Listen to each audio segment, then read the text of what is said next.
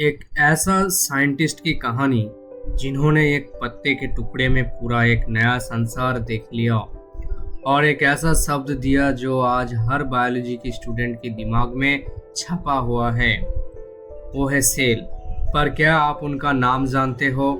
ये है कहानी रॉबर्ट हुक की। रॉबर्ट हुक की जन्म 18 जुलाई 1635 को हुआ था, Freshwater Isles of Wight में। बचपन में ही उनका इंटरेस्ट मशीन ड्राइंग और क्लॉक वर्क में था। ऑक्सफोर्ड यूनिवर्सिटी गए लेकिन डिग्री कंप्लीट नहीं की। ऑक्सफोर्ड में उन्होंने रॉबर्ट बॉयल के साथ मिलकर बॉयलियन एयर पंप बनाया।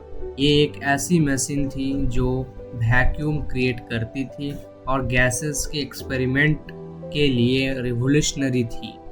1662 में हुक को रॉयल सोसाइटी का क्यूरेटर ऑफ एक्सपेरिमेंट बनाया गया। उनका काम था नए साइंटिफिक एक्सपेरिमेंट करना और सबके सामने दिखाना। 1665 में हुक ने एक जबरदस्त किताब पब्लिश की, माइक्रोग्राफिया। इस किताब में उन्होंने माइक्रोस्कोप के जरिए दिखाया दुनिया को पहली बार हमारे सामने रखा गया सेल। उन्होंने कॉर्क के एक टुकड़े को माइक्रोस्कोप में देखा और वहां पर छोटी छोटी बॉक्स की जैसे स्ट्रक्चर दिखा गया और उन्हीं स्ट्रक्चर का नाम रखा गया सेल। बायोलॉजी में ये वर्ड आज भी हर जगह यूज होता है। इसी माइक्रोग्राफिया में हुक ने एक और important idea the, wave theory of light. उन्होंने सजेस्ट किया कि रोशनी एक वेव की तरह ट्रैवल करती है। ये बात ऑप्टिक्स के फील्ड में काफ़ी आगे चलकर प्रूव हुई। हुक ने एक ग्रेगोरियन रिफ्लेक्टिंग टेलीस्कोप बनाया जिससे उन्होंने अहम एस्ट्रोनॉमिकल ऑब्जर्वेशन की।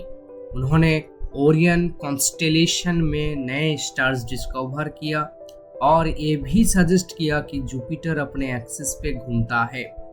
उन्होंने मार्स के स्केच इतने डिटेल बनाया कि उनकी यूज 200 साल बाद भी प्लैनेट की रोटेशन कैलकुलेट करने में हुआ।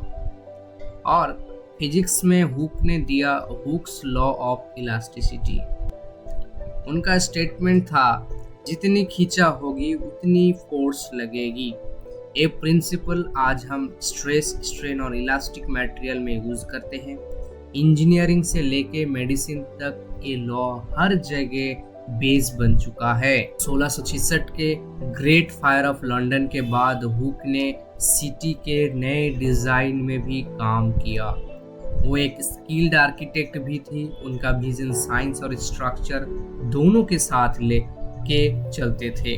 रॉबर्ट हुक एक ऐसे साइंटिस्ट थे जिनकी एक्सपेरिमेंट ने माइक्रोस्कोप से लेके टेलीस्कोप तक, बायोलॉजी से लेके एस्ट्रोनॉमी तक हर फील्ड में एक नई राह बनाई।